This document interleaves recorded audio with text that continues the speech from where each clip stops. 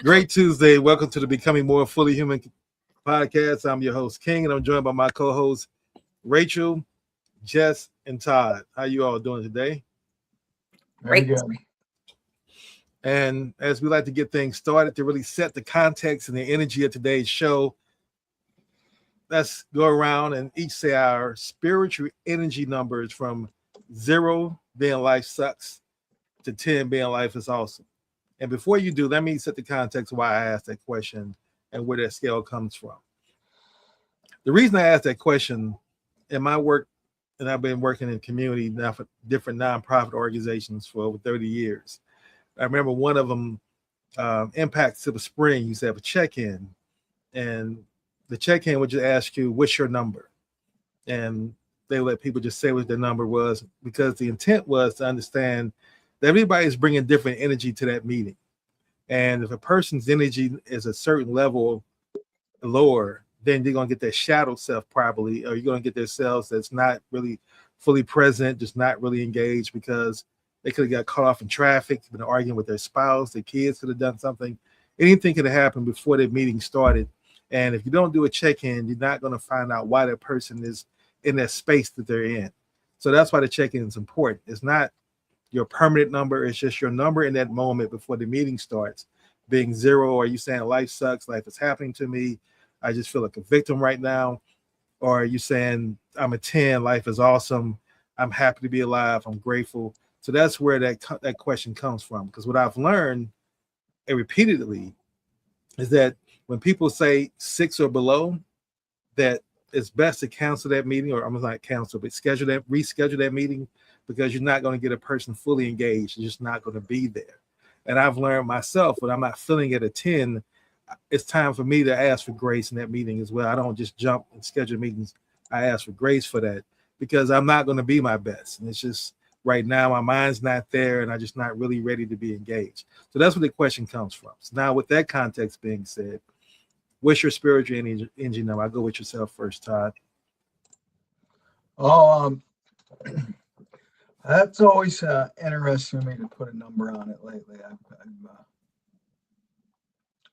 I've been tuning in spiritually for a couple hours now, and there's a large field of different things to look at. So I'd say I'm a 10, and there's a big array of frequencies, but I stay tuned to the clearest ones that I can get to, and kind of let all the other ones go wherever they need to go. In fact, it's reminding me of a prayer I once knew. Now I'm going to have to get it back, or an affirmation, which was basically, this is my 3-foot bubble here, and this is what I fill it with. And I'm saying it in my own mind when I was having trouble with an individual. And then I offer them, I go, you can have the rest of the universe. It's fine by me. You just can't have this space right here. So that's what comes to mind. So my 3-foot space is pretty full. Excellent. And Rachel, how about yourself? What would you say your spiritual energy number is?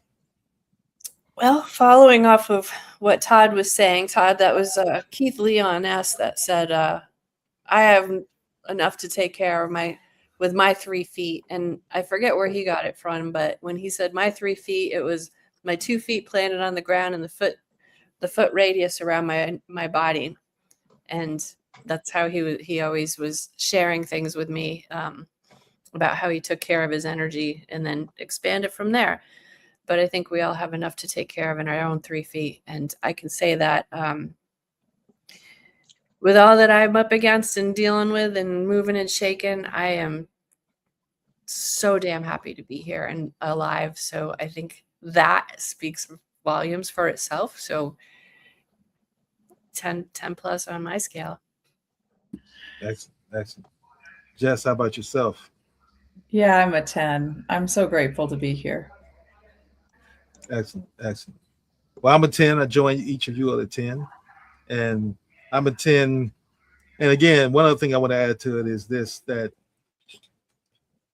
I don't always wake up at 10, but when I go through my gratitude list, things that I'm grateful for, such as my height, my ability, my eyes, my life, my ability to see, hear, walk, talk, stand, and breathe, that puts me at a 10 because that makes me feel abundant. And I'm abundant, and that sets my attitude level, my gratitude level. And I believe that's the abundance you need to be at when you're looking to manifest things in your life.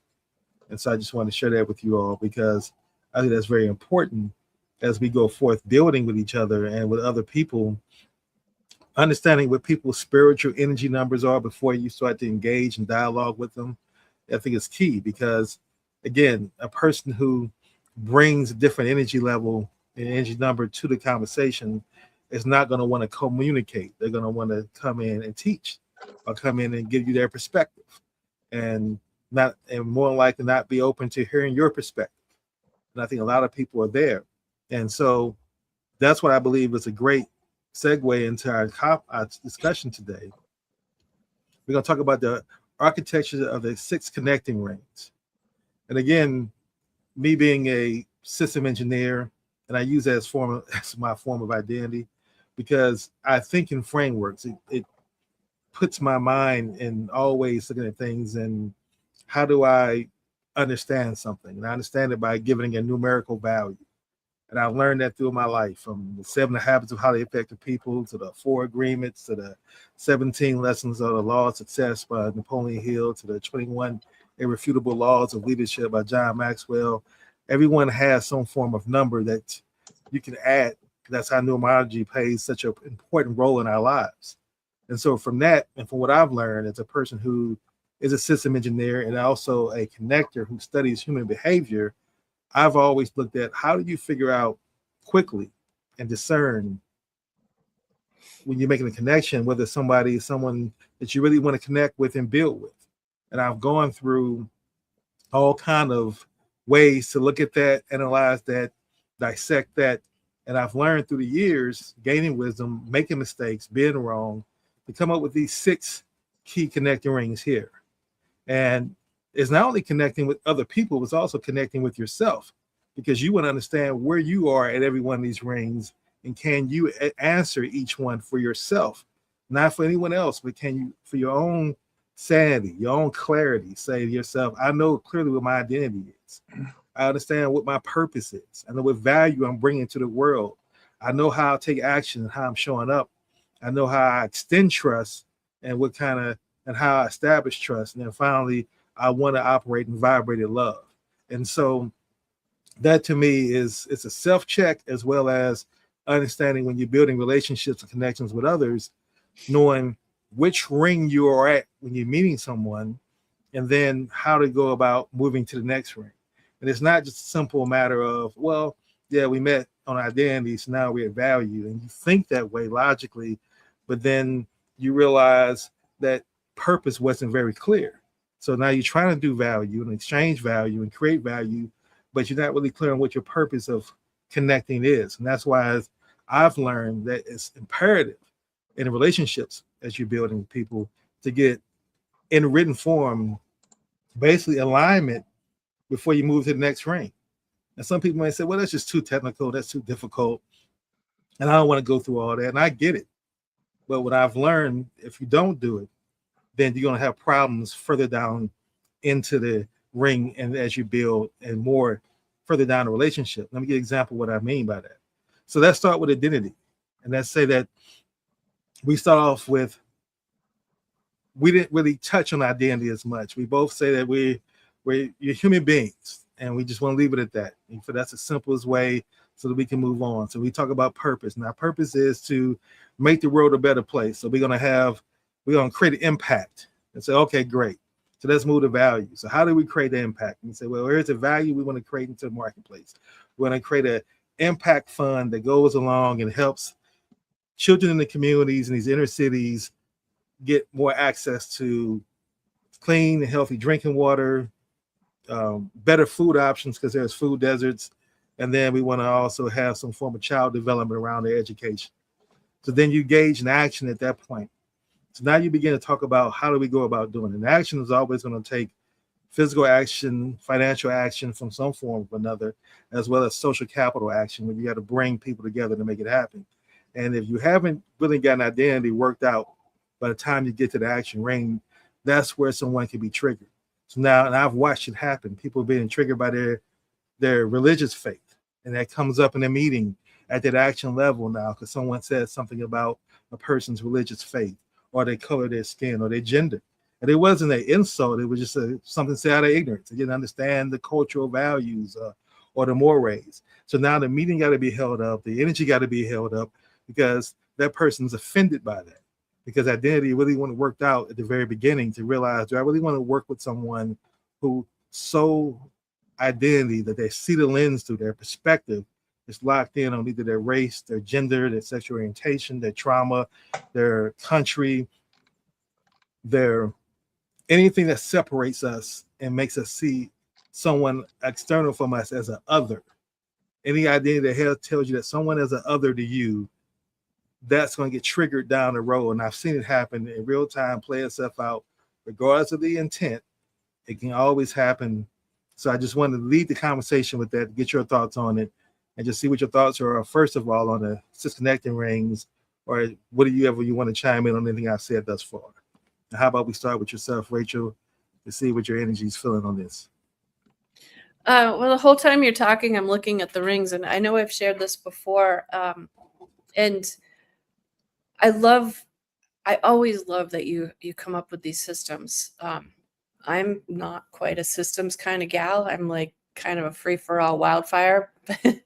And seeing somebody develop a system to something is always an awe for me. Like, and I have my own systems as well. It's not like I'm totally haphazard, but while you were talking, I was looking at this diagram and I'm like, well, at any given moment, and I've had this happen, somebody could just spark wide open with this amazing blast of love, and then boom, all of those things come into alignment.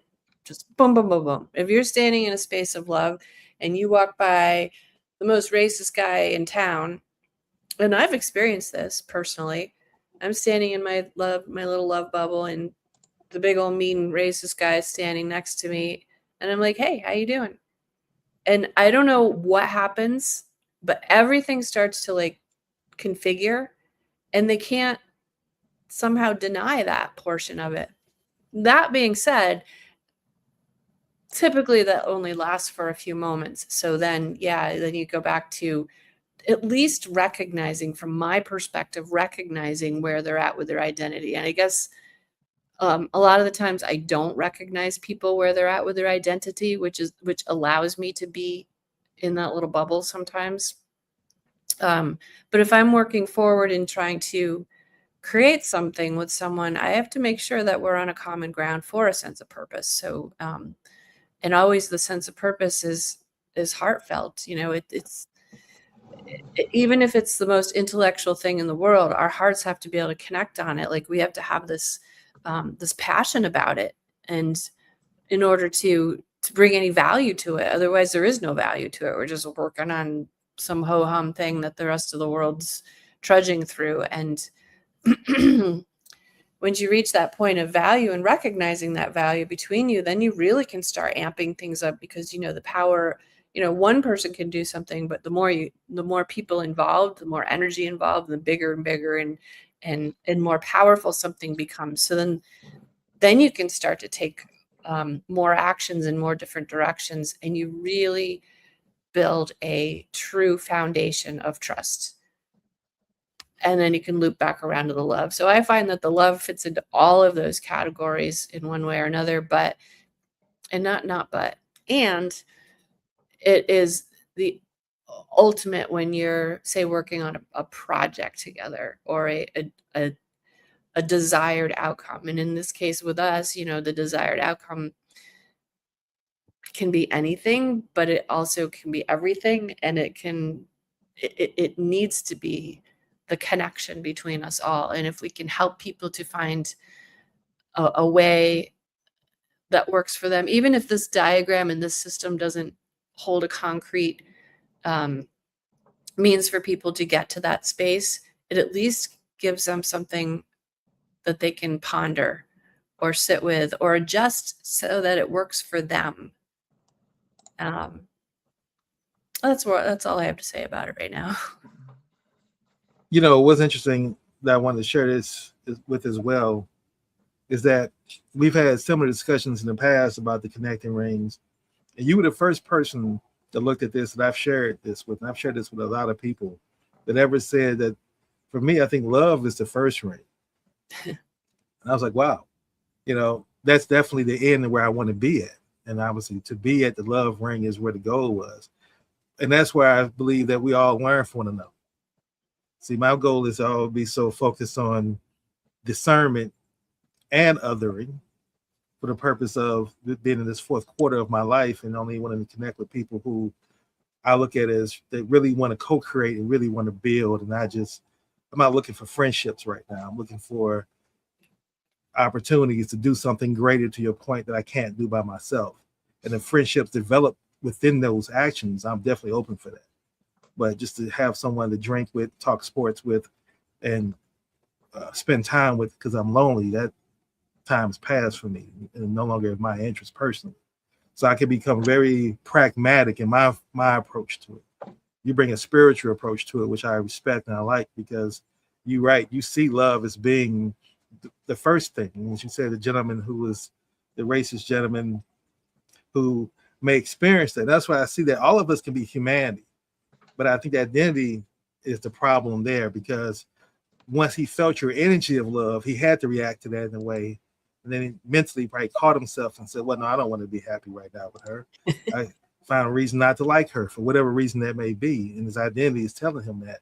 And so that he wanted to get back into that thinking, because that's just the way he's been raised. So now with that being said, I want to bring Jess into the conversation. Jess, what are your thoughts on anything we discussed so far? Yeah, I guess my first thought was just noticing when people come out of alignment. I think it is like the example that you gave of the early childhood situation where we could end up moving into action together and then find out while we're in action together that we're no longer a we. And the thing that I notice is that I observe language quite a bit. And that when we're in alignment, I hear the language of we. We're going to have an event. We're going to do this thing in the community. It's a we. But the moment that the misalignment happens, it becomes a they. They did this. And that's where the separation happens. So I can actually identify the rings based on that languaging. I can identify where we are in our alignment based on that languaging as well. So that's interesting, just like to have an awareness of the rings as I'm in communication. But the other thing that I'm really interested in is this flipping of the rings that Rachel brought up, because when I look at the rings and I see how quickly I do just resonate with love and then move from love, whether it's someone that I've met and I understand their identity or not. And then looking at it the opposite direction of like, if there's someone that I'm having that love connection with, then the first ring would be to build trust with them and then to move into aligned actions together, to build value together, to be connected on our purpose, and then to understand who we are. So I love that it can go backwards and forward, both directions. And for this conversation, I love that we're looking at it from identity first, because it really is the opportunity that we have, for me personally, to not get too far into relationships and then realize the misalignment. Absolutely. Absolutely. And to that point, just let me say this quickly before I want to bring you in, Todd, is that I was in a meeting last night and I hadn't been in one of these meetings in about a couple of years, because I got to the point where I'd grown frustrated with these community meetings of business people who get together and want to talk about doing something greater than we can do individually. And it all sounds great. Everybody's well intended. There's love in the room. People are feeling good. There's food, but everybody using the meeting is pretty well off. We're talking about doing something for someone who isn't usually in the room. So the population, the people we want to help usually is represented. And so we all think we have the best ideals because we're looking at it from a context of what we like their lives to be and what we feel is value. And the question kept coming up about naming things that were successful. And they were naming these corporations that had come along and made a lot of money, and or individuals who had a nice ideal and built a company and then sold it, and they were calling it successful, and they were calling it impact. And for me, I'm looking at, well, I think impact is subjective, just like abundance is subjective, right? If you only quantifying things and value as relates to finances, and then you're saying, okay, well, this person's been impactful because he's been able to sell his company for $5 million, $10 million. But if you look at some people who I know who work in the community, build a nonprofit from scratch, financing themselves with their own money, donating volunteering hours, putting all their love and energy into it, and they've been doing it for 20, 30 years to the point now they're burnt out, never really made a lot of money from it, but they've had a lot of impact in the community, families, people talking about what this person has done for me and the lives they've touched. That doesn't get measured in these conversations like that. There's no KPIs and things that to give that kind of measurement. It's just the community and the energy that was created around it. So I just wanted to bring that up based on what you were saying there, Jess, because that to me is why I wanted to talk about identity being first and foremost. The key thing is that I'm in a diverse room of people, and everyone acts like that's not the gorilla in the room, so to speak. So we all ignore the fact that we're all different as far as physically looking, and we never address the fact that until we do have that conversation, how can we really have true meaningful impact and make that kind of difference? So now with that being said, Todd, I hope I don't want to skew you from the original thoughts you may have had about what Rachel said or what I said, or any thoughts you had about the connecting rings and where you're feeling your energy in spirit right now. Oh, no problem. I think just taking in what everyone has to say about this. It's fun. I looked at the image and immediately thought about Rachel starting at the middle. And I knew we'd be talking about this right away the minute it came up. And I had an idea. That to build community, which we're really talking about here, right, is that as an individual, maybe you actually do start in the middle. And because without starting with self-love, how do you get to any of these other points, right? And then that leads into trusting yourself. And at that point, then you start figuring out what actions you can get into with yourself. And that leads to what you value. See, it's all heart-centered, and I think this is what Rachel's saying. And then from that, you start developing a purpose, and then you have an identity, but your identity is based on what's really coming from the core of you, and it's not a manufactured, I would say, type of identity. And I think then from there, you can start bringing in other people. And then at that point, then the larger organization as a whole continues to keep going through this process, whether you say you start at the outside and go into the middle, or maybe it just keeps folding back in on itself. It's a lot like the flower of life structure we've been talking about this whole time, right? You start in the outside and go to the middle, which goes back to the outside. It doesn't really matter which way we order this. In other words, it's holographic. And as long as each individual is staying centered in their own love, and why I have trouble putting a number, what's your number, Todd? I'm like, well, pick a subject. This thing's upsetting me, and this thing I'm really happy about, and I really feel really fortunate to be sitting right here and being able to do this. And to me, it's all at once. But I think that starting with the self-love and the self-trust, you can have that much complexity going on, but at the same time, you're back to, I love myself, so I can allow this person standing next to me to do and say and be however they'd like to be. Eventually, I might have to say, okay, I'm right with you, or I might say, no, we're kind of obviously going different directions here.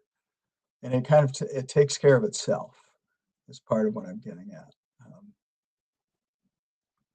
Story comes to mind. I've done this even just recently with some management issues that my family has as a whole with my 3 other siblings.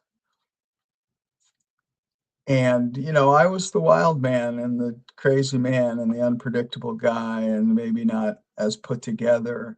And therefore, that became my identity for a long time. So I had to stay consistent with taking over a certain management position and prove that I'm going to stay consistent and prove that I'm going to act fairly. But once you're willing to go through that process and just keep doing it, even though you're not getting the response you want at first, because everybody remembers the old Todd. And so you have to I have to stay consistent and stay really clear and stay really centered in my trust of myself and what I know is right action, and also allowing other people that have their opinion to bring the whole discussion back to something that's functional and productive versus a mess. So I'll leave it at that. As how I see this thing keeps folding in on itself, expanding. You can start from the out of the circle and move to the middle, and move out, and you're going to keep, in one way, it's like peeling the onion. Absolutely. Absolutely. And I think we're in perfect agreement that there's no way without, the core structure of we're trying to build a community being in the center here in the love, then there's no way it's going to stay together. And the other way around, if you stay there, the parts of who comes and goes and who stays and how it resonates, that all takes care of itself. It all manages itself.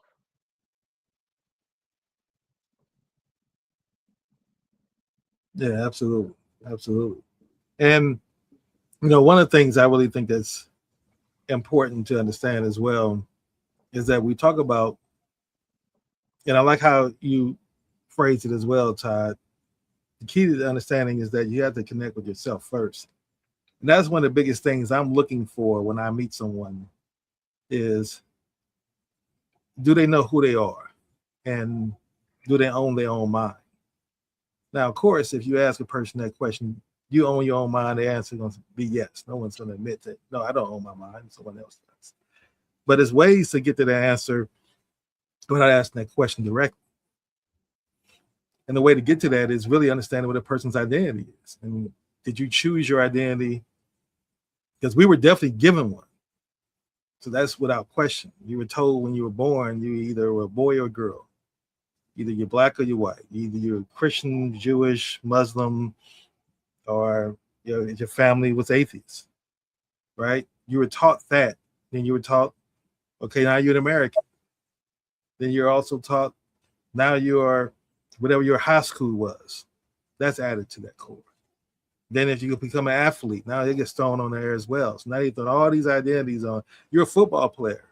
Now you're a quarterback. And each one of these separates you from everybody else. It just keep throwing more and more things on you that you just accept without even having an opportunity to choose. It's just taught that this is how a quarterback thinks. Then you join the military. Now you're a soldier. Then you're an officer if you move up. So it's always these different ways of separating yourself from others and making you see other people as being different. Now, the problem with that is that then you can also be told they're the reason why you're unhappy. It's because these others are doing these things for you. The soldier's not listening, so that's why the officers are not happy. Or the officers are narcissists, and that's why the soldiers are not listening. We can always find reasons why. I remember in school, and my school used to fight a neighboring high school. We just don't know. It's just a history. I think it started 20 years before we did. But now when our two high schools see each other, we got to fight. Nobody understands why, but just because you go to that high school, we go to this high school, we just don't like each other. And that's just how things are, because we were told this identity. And that's fine as you're learning and you're growing. But at some point, I believe every person has to make their own statement of what their identity is, and they choose for themselves. It's their own sovereign identity. I am this person. Now, again, identity is fluid. But I think a lot of people confuse identity with roles. Like your role is a mother, a father, a sister, a brother, uncle, aunt. That's a role. And you shift into those roles based on who you're engaging with and the energy that's required in the thought process. But identity is how you see the world and how you value people and how you judge people. And more importantly, your identity is, when it comes down to it, where I'm really standing at ring number one, is what you would kill for or what you would die for. One of the other two, one or the other, right? And so that's why that's so important to understand that all the other identities we choose through life, as I went through before, being a Girl Scout, a Boy Scout, all these little things that separate us, those are fine. They have their place as far as development is concerned. When your identity gets in the place of telling you that this is your tribe, this is who you should work with only, and these other people should be treated differently as more and held down, and you're superior or you're inferior to them, whatever your identity is telling you, or those people who's telling you that, you got to question that source. And so with that being said, if anyone had any comments on that, I wanted to give you the opportunity to have any comments on that before we go to our musical break and then transition to our second half of our show, which, Rachel, you mentioned the fact that you asked me about the map of consciousness, and I want to bring that up for our second part of our show after our musical break. But before we do that and shift into that conversation, I wanted to see if anybody has any other thoughts about what I may have just said here, or any other thoughts about anything else that's coming to your mind. I do. When you were talking about the question why, it came very strongly that in a lot of ways I've kind of given up on using that question, why, because it's kind of vague in a way. And it's relational. It's why is this happening? Or you can put too much of a negative connotation on the question why, and it's just it almost becomes obsolete depending on how grounded you are. Because if you're really grounded in yourself and you really know yourself and who your true identity is, which falls into like any of these given circles, I could connect with love, like identity and love, purpose and love, value and love, trust and love. And if you're solid in all of those in combination with love, you can probably achieve anything. And it's probably like what most people would view as magical if that's something that you can solidly do. So through my experiences recently, the medical realm and the adventures of cancer, I've kind of quit saying why, because when I put myself, I can speak for myself, when I put myself in a state of asking why is this person this way? Why am I this way? Why is that way? It kind of throws you off of your center. It takes away from the ability to. It brings in almost like a judgment factor. Not that it is a judgment factor, but on the other end of it, there is a balance, because when you're utilizing the question why, you're also allowing your creativity and your curiosity to keep flowing as well. So And I just totally verbally processed that while I was saying it. So, but I just find all of these different categories orbiting around each other, interweaving and interflowing with each other. But you touched on something else, which was the alignment and resonance. And you know when you resonate with someone or something, you just know it because you know it. Although in our society, we're taught to not know that and to just keep going, unfortunately. So yeah, good system, King. Thank you. Yeah, I'd love to comment as well. And just like piggybacking off of that, when you know it, sometimes based on my conditioning, I've known it. And then I don't know it. You know, there's like a falling out of alignment. And I've been talking about this as I've been going through a 180-day journey of becoming more fully human with King. And just in this process, I've been rebirthing a new identity, which I've done several times. And right now I'm releasing an ebook about rebirthing a new identity. And I look back at like why that would even be needed if I had a knowing back when I chose an identity. And what I think is that sometimes we evolve and that we learn something that we didn't know, and that becomes maybe the why that would have me look at it and say, does that identity still resonate, or does that role even resonate? And just knowing that I have an opportunity at any point that these rings come into a misalignment to relook at it. And what I'm noticing now is that my identity is becoming very light, and not really quite. I'm not really quite able to label myself the way that I have in the past, and I'm more standing in the space of fully human.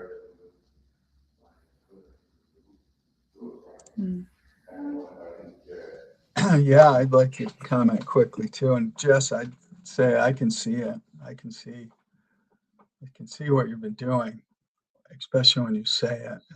It's clear, it's evident. And to me,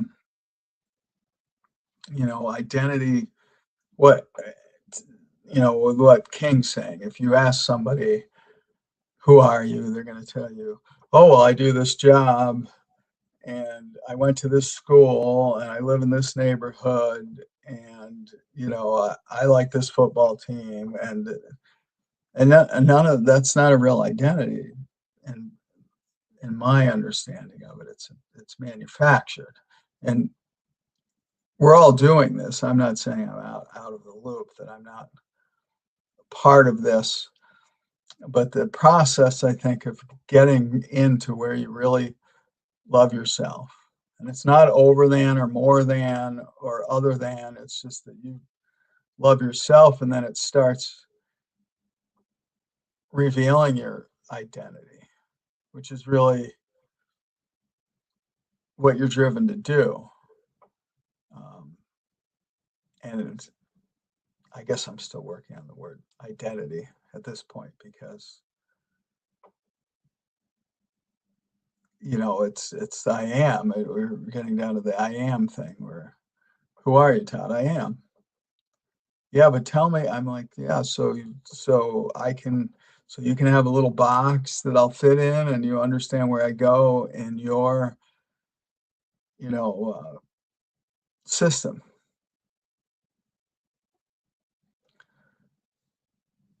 I don't have that completely thought out, I suppose, but yes, it starts with ourselves, and then it's going to shift. I think it's going to keep changing. So if you try to write a list of, this is who I am now, and you're going to operate off of that, pretty soon you're going to find yourself sliding off of the list, and that's fine. That will work too, as long as you realize when you need to rewrite the list. You need to regenerate it because it's not representative of who you've become. And I think that's part of the program. I think this, who am I? Who are you? It's part of the program. I'm me. I'm this cosmic being that my mother named Todd, and so you can call me Todd if you want. But well, what are you going to do? Or what? I go, we won't know until the time comes what I'm going to do, or how I'm going to react, or what I'm going to say, or how I'm going to answer that question until it's in real time. When I'm doing energy work, I find I can talk about an outline for about 5 minutes. And then if I don't have a live person to work with, it's kind of goes into the all made up world. And it's not real anymore. All right, now I'm just rambling, but hopefully I said something inside of that.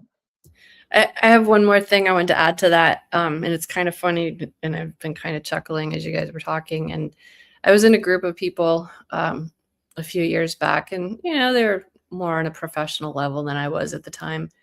I was in a more casual setting for myself, and they were in a more professional setting for themselves. And somebody's turned to me and they said, "What do you do?" And I go, "Whatever I want." And they were like, they had no idea how to reply to that. And it made me think about what you guys were just talking about. We can create whatever we want if we really get solid in ourselves. And to that, knowing that, like what you said, Todd, our identities change, but change in all aspects of our lives is our true only absolute. It's really the only absolute we have, that we can say, yeah, this is absolutely true. Change. That's all. I love that. Absolutely. The only constant, right, in physics. And that's what the whole universe is made up of. Change of seasons, change of years, change of months. I mean, so you're absolutely right. And Todd, I just want to add to what you said as well. I think what you talked about was vital key. I think that when people choose, and that's where I'm going with the whole identity, is to be something you choose, not something that you accept. And I think most people have accepted an identity, and then they're willing to fight for that identity. And that's where we have the issues that we have. And then people are fighting without even understanding why they're fighting, why they don't like each other. They're just that's how it is, and that's what's been told to them. I remember watching this documentary on, I've heard this for years in my life, and I finally got a chance to watch the reenactment of the war between the Hatfield and the McCoys. That was always used as some form of fighting that showed intense hatred for one another. Like, we're gonna fight you like the Hatfields and McCoys, right? And that's what we used to say in our neighborhood, not really knowing who the Hatfields and McCoys were at all. It's just that we knew their names, but no one understood what the history was behind it, how it got started, how it ended, or any truth behind it. It's just all we knew was Hatfield and McCoys hated one another to the core, and they fought to the death. That was the only context that we had. And people are willing to accept that with an identity, fight to it with its death, or die for it if challenged. And that, to me, if you're going to be so locked in to that kind of distinction, it should definitely be something that you chose, not something that you were given. Is my only point I want to say on the identity level. And so now let's talk about change that you mentioned, Rachel. Before we go into our musical break, I wanted to keep this song up because through that change and my own self allowing my identity to change by going to Mountains of Hope and being able to meet with Mike Murphy. And then that's the whole reason we're even doing the show together. He's the source of that. He's the origin of that, so to speak. And so I've been working on a Substack article, a write about my experience at Mountains of Hope and how it really changed me, to your point about change. But I realized it healed me first. So healing is something that really resonated with me from Mountains of Hope more than anything else. And I didn't go there to be healed. Didn't realize I needed to be healed. And And through that healing, I was changed. I was transformed. And now I see myself as a completely different person. I no longer identify by my race. And that's a huge thing.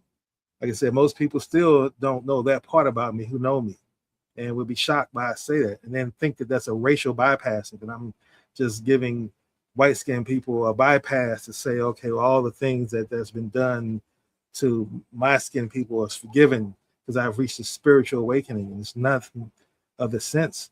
It's just understanding that it's not in my best interest to tie myself to only look at life through that lens, regardless of the history of it at all. And my identity does not say that racism does not exist. My identity says I don't longer classify myself by that and to be known by that or operate within that perspective. And that's what that means.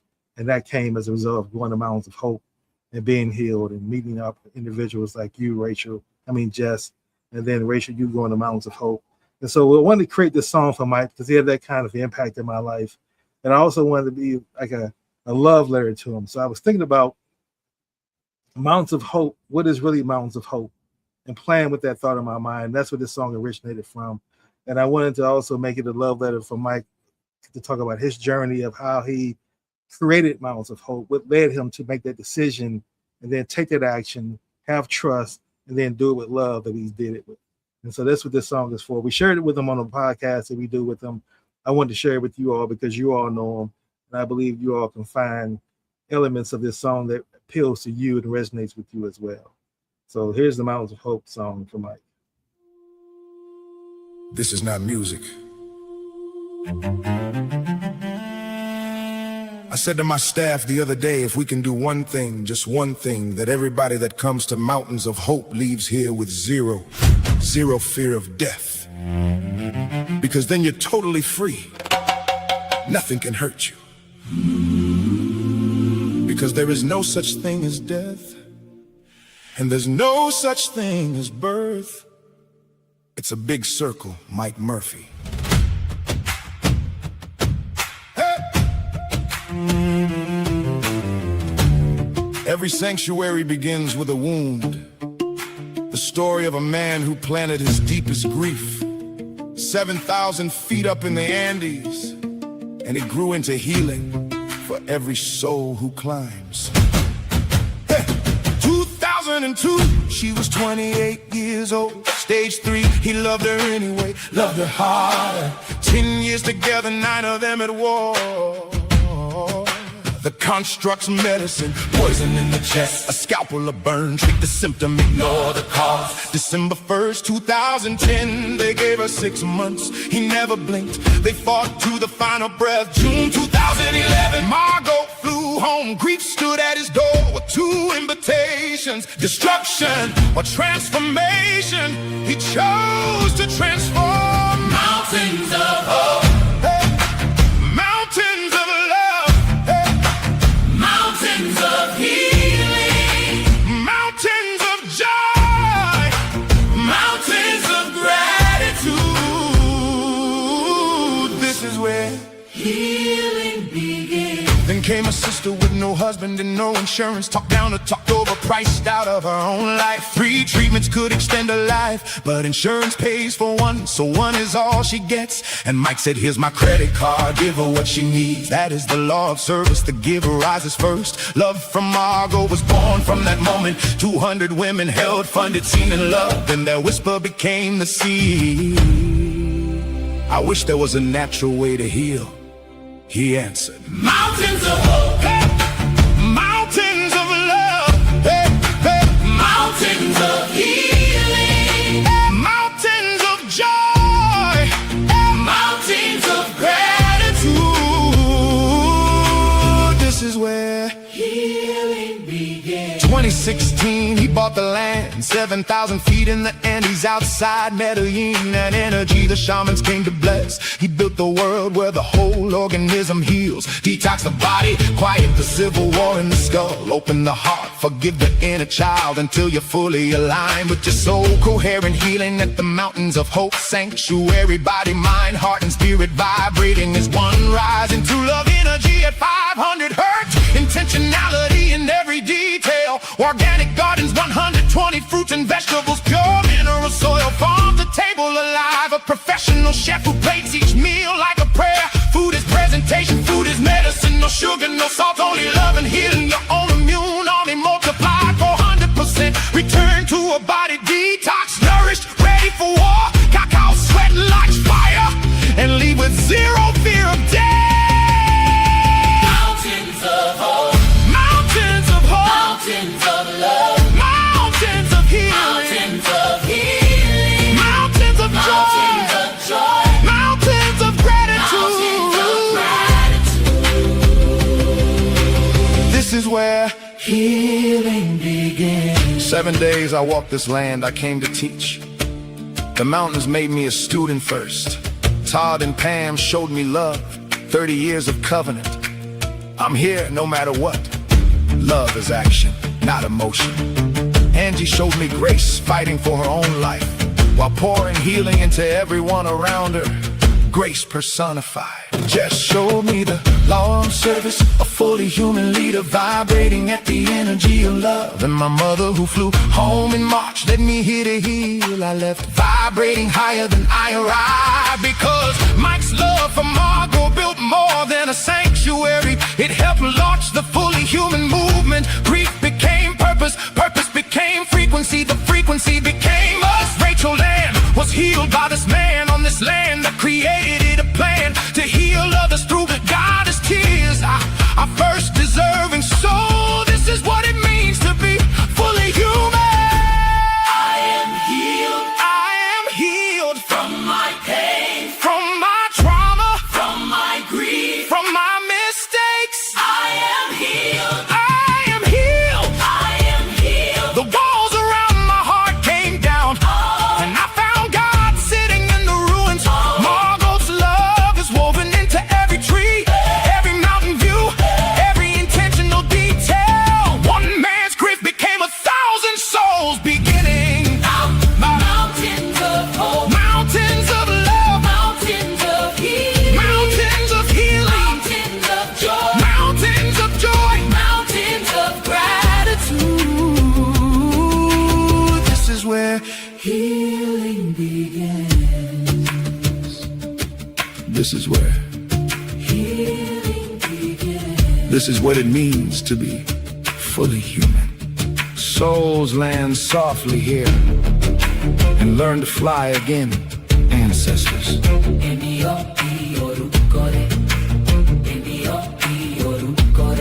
Osirahum, I am broadcasting at 500 hertz. Are you picking up?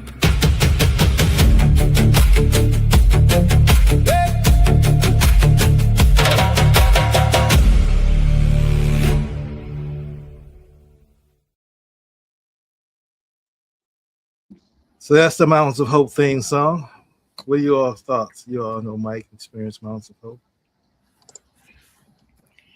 Well, I I love the song. I love the message, and I'm just really humbled to have had the experience and also to have been led there by Rachel. I remember Rachel made it there first, and I remember she met with the oncologist there before I even got there. And having that experience then prepared for future experiences where it's like, yeah, I just don't even need to like really live with the fear of death. I can be in acceptance and be in the joy of life. And so I just feel like it's such a miracle that we've lived through so much since being drawn to Mountains of Hope from Rachel. All of us have had different healings from coming into that connection.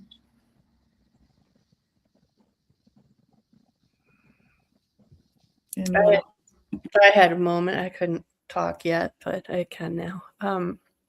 I can only imagine how Mike reacted to that, because it instantly flashed me back to the first time that you wrote one of your frequencies, and I heard it and it was about me, and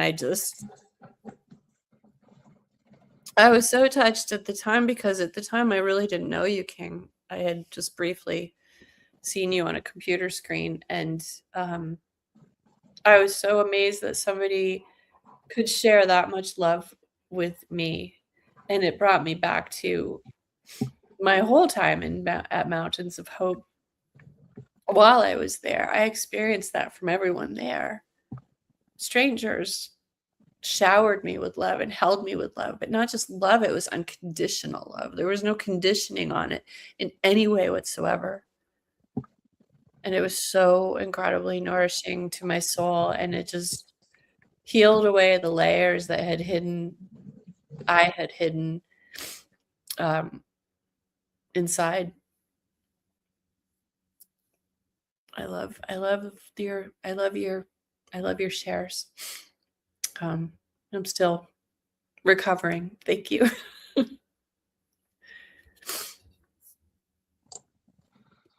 I really enjoy how well you know what you write a song about, King, and how you've obviously studied it and collected all the information, and also just the way you compile sort of the bullet points about what's going on really clarifies the story.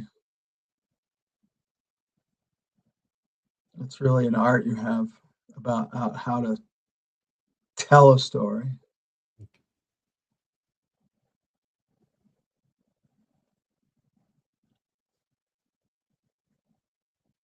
You know, thank you for that. Thank you all for your kind comments, and thank you all for being here to listen. You know, it's different to play this song for other people who don't know Mike at all, and they just evaluating it on the music composition and the sounds and the words and the rhythm. That's all they really looking at it from. But for folks who know what the words mean and the word and have meaning and being able to share it with you all is something different.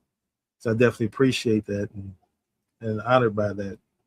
But again, Rachel, this goes back to the involvement that I've seen in you as well. And that's why I've always felt that you've been this pillar of the fully human movement. I've learned that because you see gratitude and where you at. You don't focus and see yourself as a victim. And everybody else that I know who've talked about having cancer, and I'm not judging them, but it was always from the victim perspective. This is what's happened to me. I'm a survivor, and everybody has the sympathy for them. But you empowered, and you didn't want the sympathy. You didn't want that. You wanted to look for other ways to help other people. And to me, that's something that needs to be lifted up. And that's where I felt that that's something we can get people around to understand. That's what people want to see. Last night's meeting showed me that, because people were literally asking for that direction. Can we see something authentic? Can we find something real now? Everything's about performances. Everything's about letting folks down and frustrations. And most people in the room definitely are past 45, other than the young girl was just working the event. But everybody else is folks who are degreed up, career professionals, successful people. And it's like, at this stage in our lives, is it more important? And this is when I want to give you all your opportunity to share your thoughts on this question that I came. And I saw this on the Alan Watts video, and I thought this was a profound statement. And he said, what is rich really? Does rich really mean having more than others? Or is rich really mean needing less? I was like, wow, I had never thought about it like that. I thought I knew what rich meant. I thought rich meant having more money and you got more things than others. When you look at it from needing less, because he said that a man who sits in a one-bedroom apartment that has abundance of love in his heart has more than a man living in a mansion feeling that everybody's attacking him, but he lives in a mansion. So who's rich in that context? And the construct tell us, they tell us the man in the mansion is rich, and that's what we should aspire to be. Everybody we see who aspires there, we see they're not happy, they're not fulfilled. And the connection you all have with indigenous people, you see that those communities over there can definitely need less and feel more abundant than we do here in America with all the resources that we have.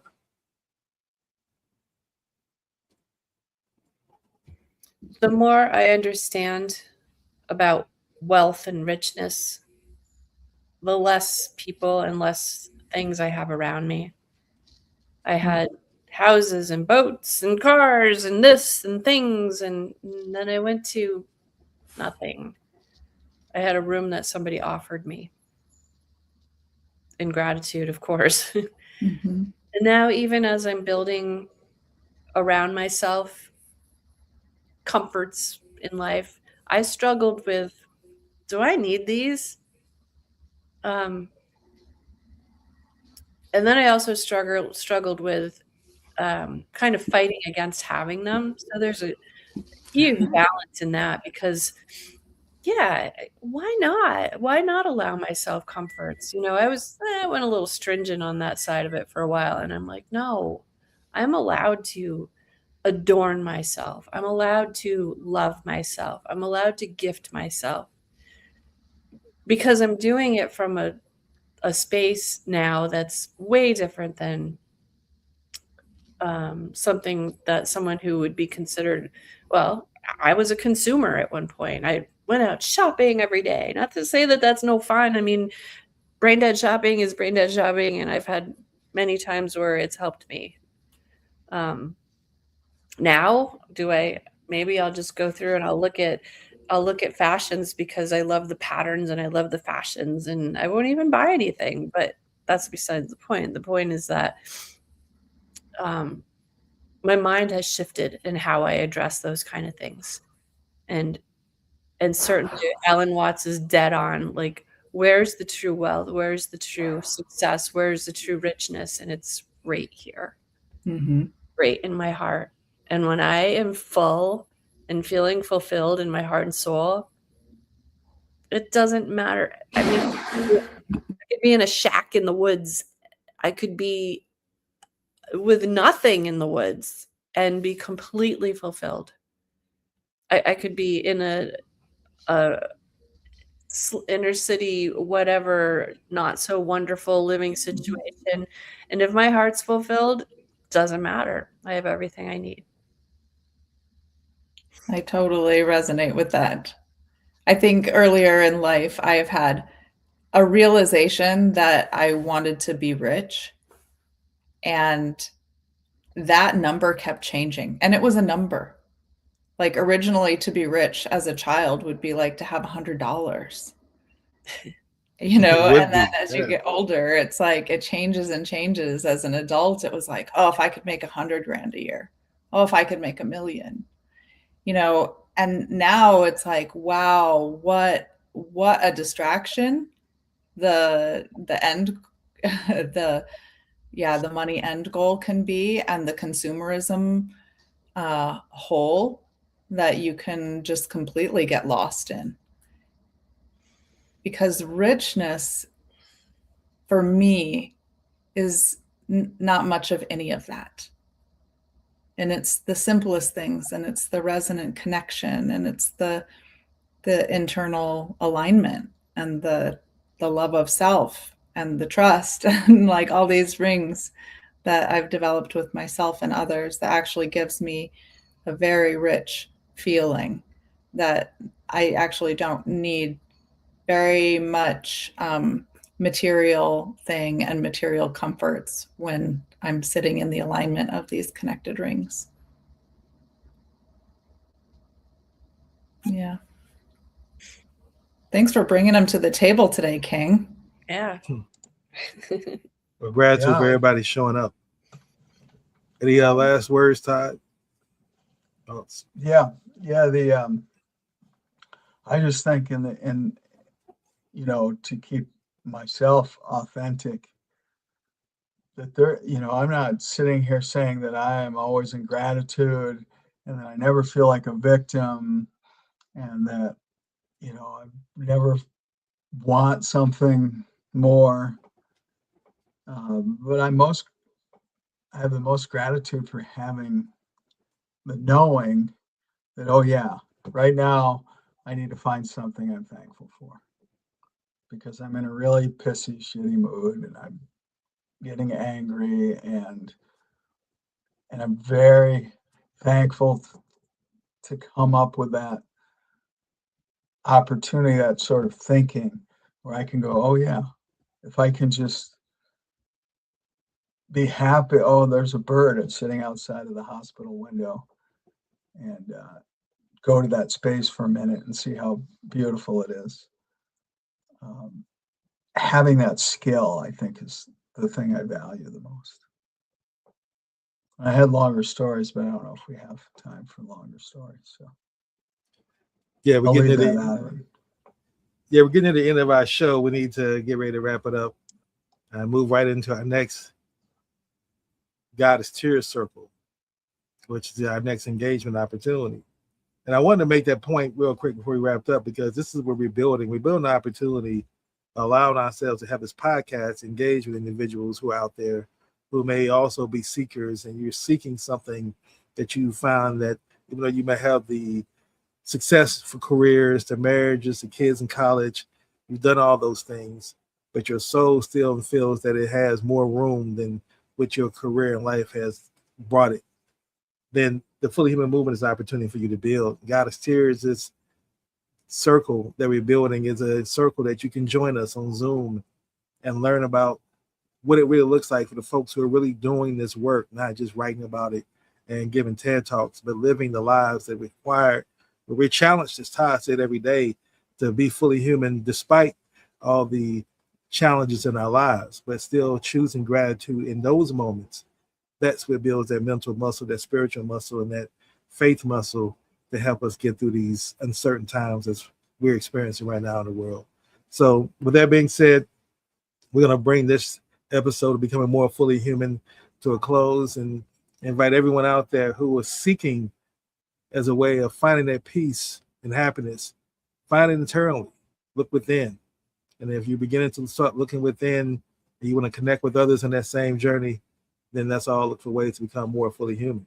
And until next Tuesday, or actually we're going to take off next Tuesday for vacations for all of us, but the following Tuesday, we'll be back here at 11:15 a.m. Until then, that's all. Continue to be more fully human. Thank you.